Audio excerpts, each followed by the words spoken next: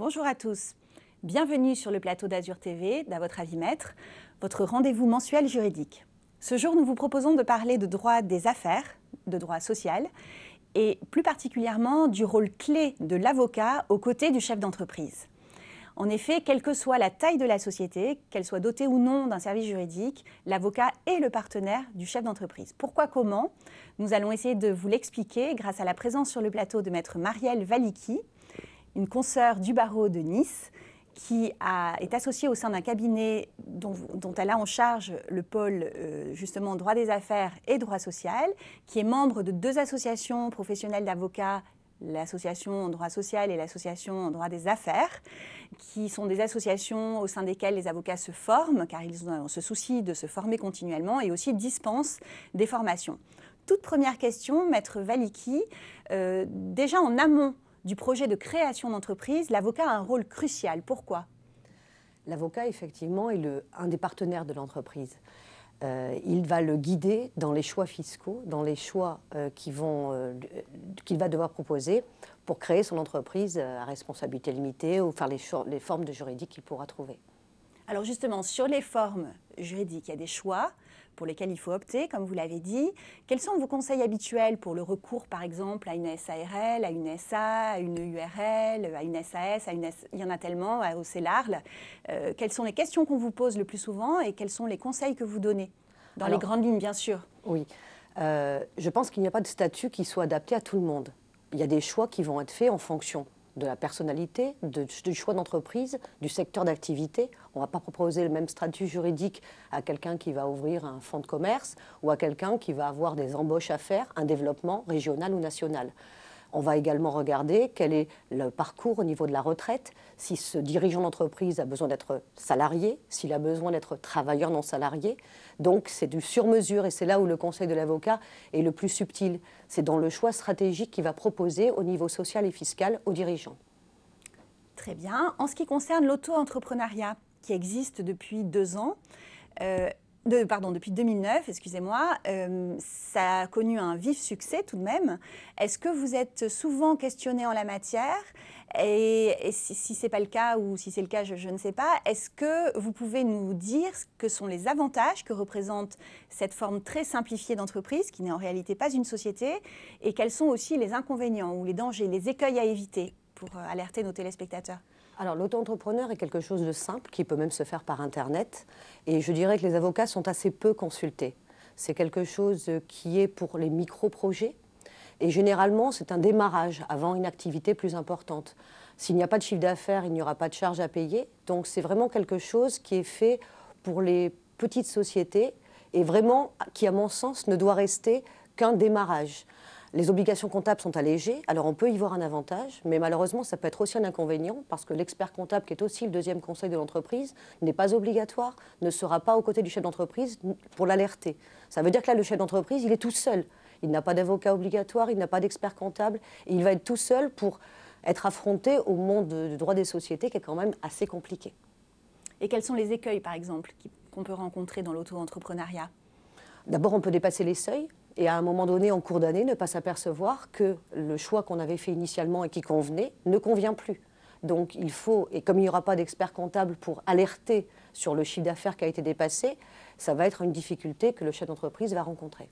Notamment, d'accord. Et dans ce cas précis, on peut donc envisager un changement de statut. Voilà, c'est-à-dire que l'entrepreneuriat est un tremplin pour basculer vers une société et c'est là que vous intervenez pour donner des conseils sur le choix de la société. Il faut aussi voir quel est l'objectif du chef d'entreprise à la base. S'il sait qu'il va faire, je dirais, un travail qui va lui prendre quelques heures ou un complément d'un autre travail, donc il va pouvoir rester dans ce statut-là. Si d'emblée il va faire un prévisionnel et il va voir que le chiffre d'affaires qu'il va réaliser, il faut exclure ce choix qui ne lui sera pas adapté.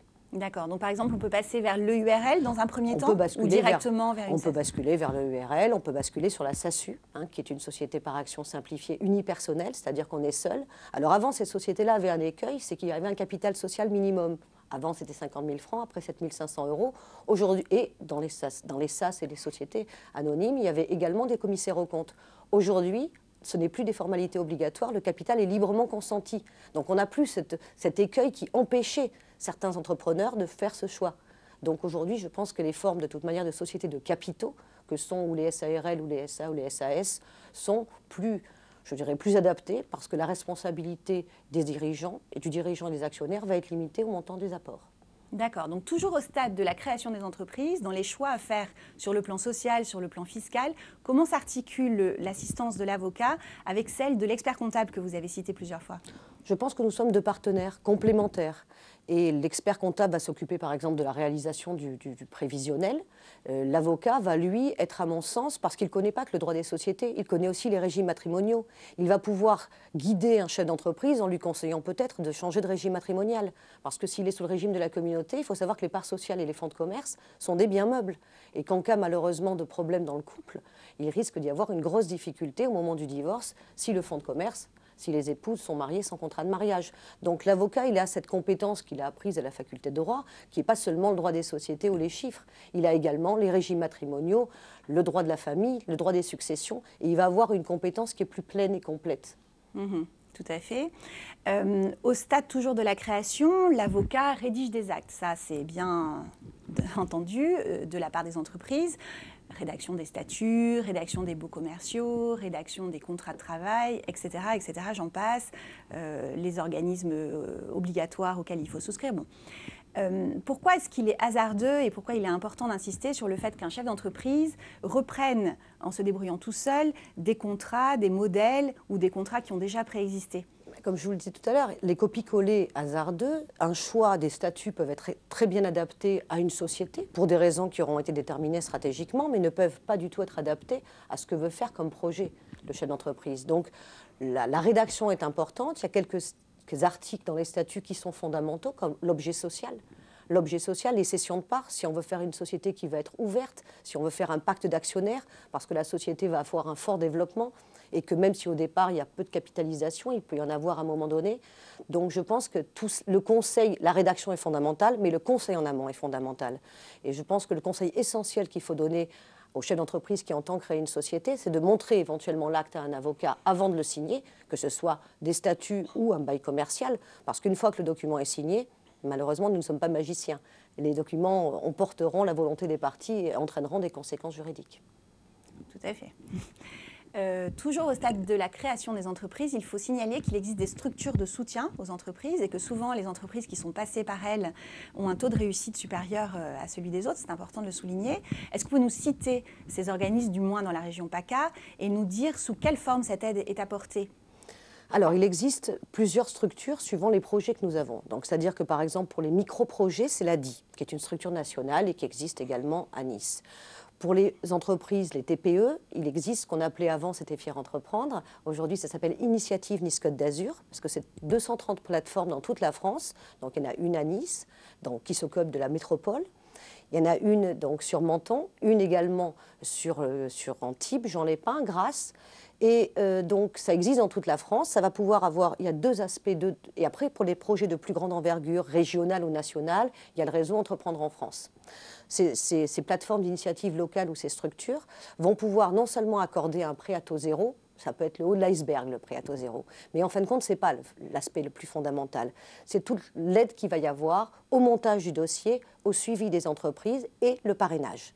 Le parrainage, ce sont des chefs d'entreprise qui vont donner leur temps de manière tout à fait bénévole pour aider et conseiller les chefs d'entreprise et pas du tout forcément dans leur domaine d'activité.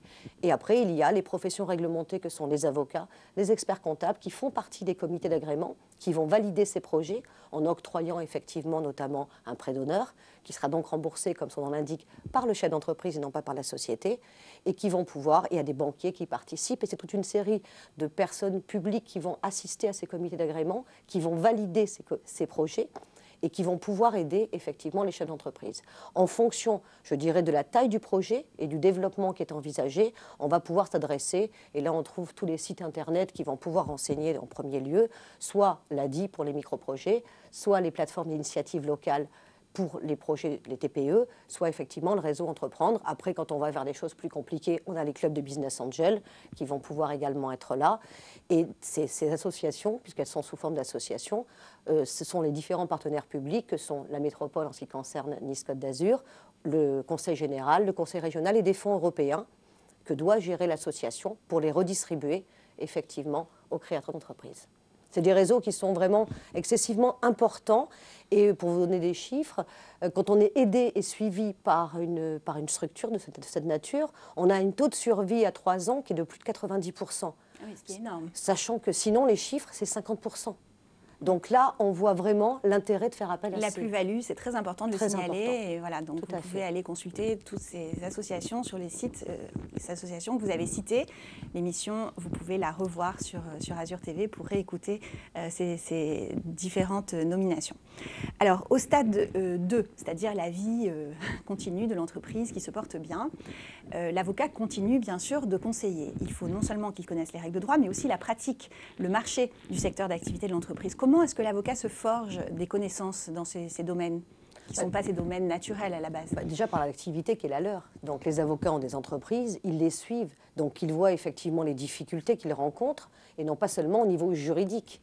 Au niveau juridique, les avocats vont intervenir pour la rédaction de tous les contrats commerciaux, s'il y a des difficultés pour faire les relances, le suivi des impayés, mais ils vont également s'occuper de tout ce qui est bancaire, puisque les chefs d'entreprise vont être également confrontés, malheureusement à un moment donné ou à un autre, à des problèmes de trésorerie. Donc il y a le rôle avec les banques, les engagements de caution.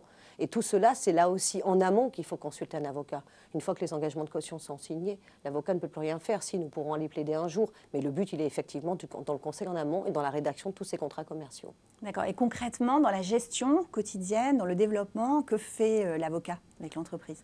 L'avocat, il va pouvoir être, quand le chef d'entreprise fait appel à lui, il faut qu'il ait, je dirais, la présence d'esprit, parce que ce n'est pas toujours dans les mentalités de penser qu'effectivement, l'avocat, on le voit toujours plaider.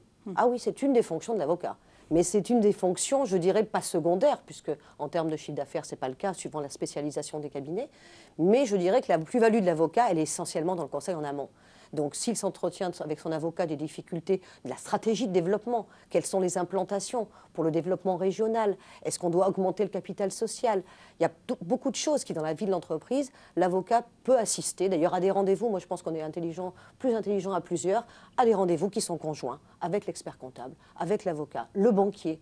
Et là, je pense qu'effectivement, c'est là où l'intérêt de l'avocat est également de suivre la vie, pour anticiper les difficultés, parce qu'il les connaît à travers d'autres clients, anticiper les difficultés que le chef d'entreprise peut rencontrer et donc le guider.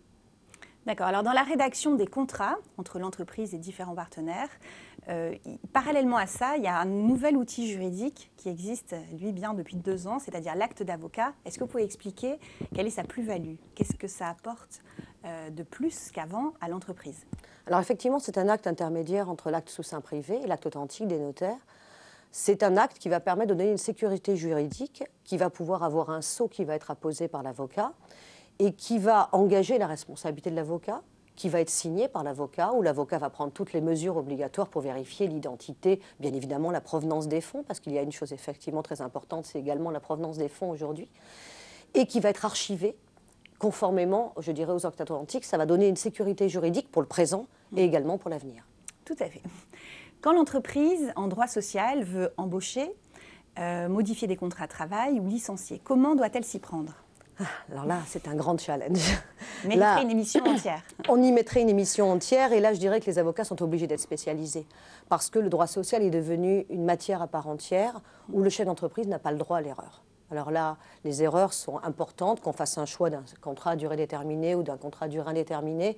Il y a des conditions qui sont obligatoires, et je ne parle même pas du licenciement, où là, nous sommes en formation tout le temps, les avocats, sur cette question-là. Et nous avons d'ailleurs créé, il y a une association à laquelle j'appartiens récemment, qui regroupe des avocats en droit social sur tout le département, où nous sommes, nous, en formation de façon continue. Il y a des lois, les jurisprudences, bien évidemment, changent régulièrement, mais les lois également sont tout le temps de nouveaux éléments que le chef d'entreprise dans l'incapacité, lui, de connaître. Alors, nul n'est censé ignorer la loi. C'est une belle parole. Mais nous, déjà, les avocats, nous ne pouvons pas être spécialistes dans toutes les matières. Comment le chef d'entreprise pourrait-il être spécialiste? En droit des sociétés, en droit social, en droit fiscal, plus être un excellent commercial, faire du chiffre d'affaires et du recouvrement et du management avec ses salariés. C'est un énorme défi. Et je pense qu'aujourd'hui, un chef d'entreprise doit être effectivement aidé, sinon il ne peut pas réaliser tout seul ce défi. Alors en termes de défi, justement, quand on envisage une cession d'entreprise, c'est une véritable opération stratégique qui nécessite des notions de droit, en droit des sociétés bien sûr, mais aussi fiscal, social et même droit de la concurrence. Quel est le plus dans l'assistance apportée par l'avocat dans l'étude transversale de ces droits ? Effectivement, vous avez parfaitement raison, il y a toutes ces matières-là qui sont visées. Donc, tous ces domaines de compétences que le chef d'entreprise ne peut pas avoir à lui seul. Donc, tout dépend si on est l'avocat de celui qui veut acheter ou si on est l'avocat de celui qui part. Et là, on a toute une partie des seniors qui vont céder leur entreprise dans les 5 ans à venir. On a compté qu'il fallait à peu près 1 an pour envisager un départ. 1 an pour déjà préparer le chef d'entreprise qui a, c'est un peu son bébé, sa société depuis 30 ou 40 ans, passer la main, trouver un repreneur qui soit adapté, avec qui les choses puissent bien se passer et vérifier. Alors, on peut partir d'une toute petite session de droit au bail où là, on reprend juste un local commercial. Donc, à part le bail, il n'y a pas grand-chose de stratégique à vérifier. Mais après, il peut y avoir une session de fonds de commerce. Là, il y a moins de risques dans une session de part ou d'action puisqu'on va reprendre que les actifs. Mais il faut regarder l'aspect essentiel des contrats de travail. Quelquefois, on voit des chefs d'entreprise qui nous disent « Bon, ben, je reprends le fonds de commerce, mais je ne prends pas les salariés ». Totalement impossible. Les contrats de travail sont transférés avec le fonds de commerce. Et après, il y a tout ce qui est cession de parts, cession d'actions, où là, il y a des choses fondamentales à voir. Et quelquefois, là aussi, si on peut attirer leur attention sur un point, il vient nous dire « On a signé juste un compromis, on vient vous voir pour la cession ». Promesse de vente, vos ventes. Nous ne sommes pas magiciens. Si vous avez signé un engagement avec des conditions suspensives qui sont la plupart du temps l'octroi d'un prêt bancaire, nous ne pouvons pas revenir sur la négociation du prix de vente. Et là, c'est également un réflexe, et l'expérience me fait dire que c'est à ce niveau-là qu'il faut que leur attention soit attirée. Avant d'acheter une entreprise, vous ne signez pas « Oh, j'ai juste signé une petite promesse ou une petite offre ». Mais non, derrière, les choses sont actées. On ne peut pas revenir dessus. Donc là, il y a tous ces aspects-là qui sont transversaux.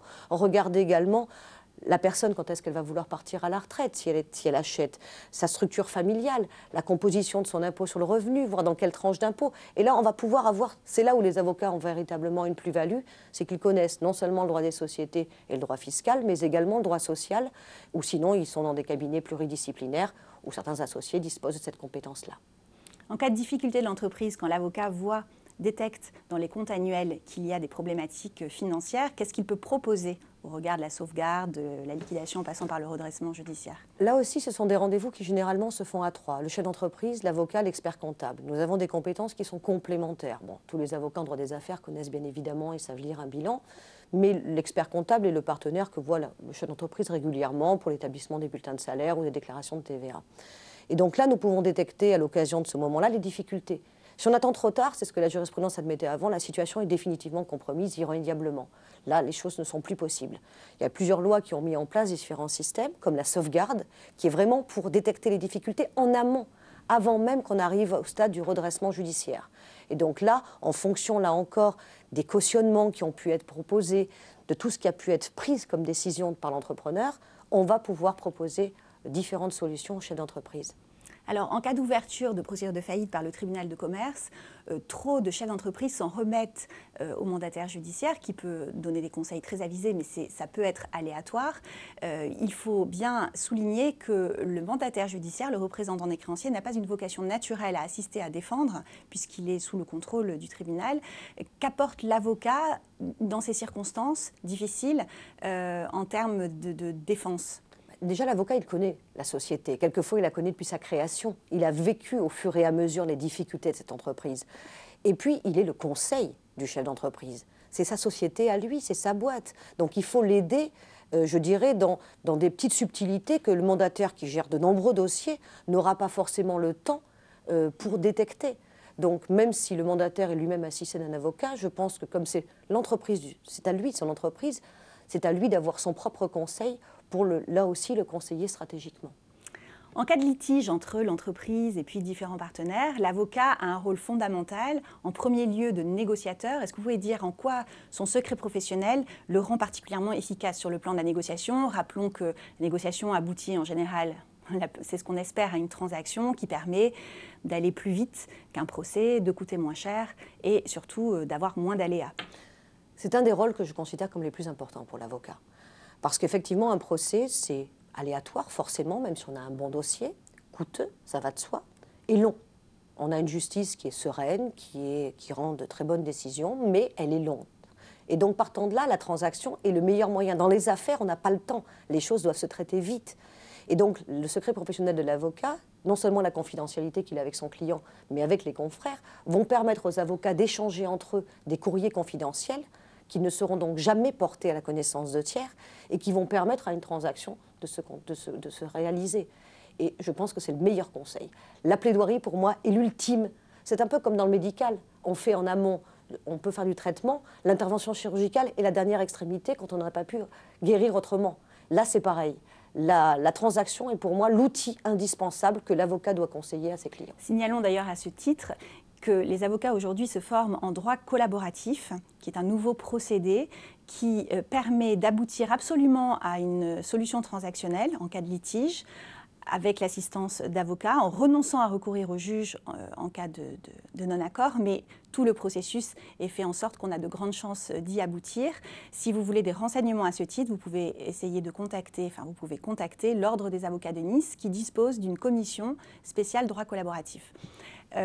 Quand on n'a pas pu éviter donc, le contentieux, qu'on n'a pas réussi à négocier si on essaye en premier lieu de le faire, et c'est ce qu'on conseille de le faire, vous l'avez souligné, quel est le rôle naturel de l'avocat? Là, on sait qu'il faut y recourir, mais par exemple, il arrive en droit social, on en parlait tout à l'heure, qu'un chef d'entreprise se retrouve face aux salariés devant le conseil de prud'homme qui, lui, la plupart du temps, est assisté. Alors là, c'est bien l'endroit où il faut, alors, parce que le ministère d'avocat n'est pas obligatoire devant le tribunal de commerce et devant le conseil des prud'hommes. Donc il peut légitimement se dire qu'il fera une économie, et on peut l'entendre, en allant sans avocat devant le conseil des prud'hommes. Alors les salariés ont la possibilité, eux, d'avoir appel soit à un avocat s'ils ont des difficultés au titre de l'aide juridictionnelle. Ils peuvent également être assistés par des syndicats, alors que le chef d'entreprise, lui, globalement, soit c'est lui-même, soit c'est personne. Et tout seul, c'est une mission totalement impossible. Là, je considère qu'on peut être radical. Le chef d'entreprise ne peut pas connaître toutes les règles de droit social, outre la procédure qui est également applicable, les règles de prescription qui ont changé récemment. Et donc, le chef d'entreprise, moi ça m'est arrivé il n'y a pas longtemps, quand c'est des prud'hommes de Nice, d'avoir un chef d'entreprise qui lui considérait qu'il n'avait pas pu licencier, mais son restaurant avait brûlé, que donc il n'avait rien à faire et que pour autant il n'avait pas respecté le formalisme obligatoire. Et il aurait été nécessairement condamné parce que les règles de droit social n'avaient pas été respectées. Donc, il faut effectivement, il vaut mieux intervenir en amont. Hein. Et là aussi, l'avocat coûte moins cher quand il est en amont dans le conseil et, je dirais, la mise en place du licenciement.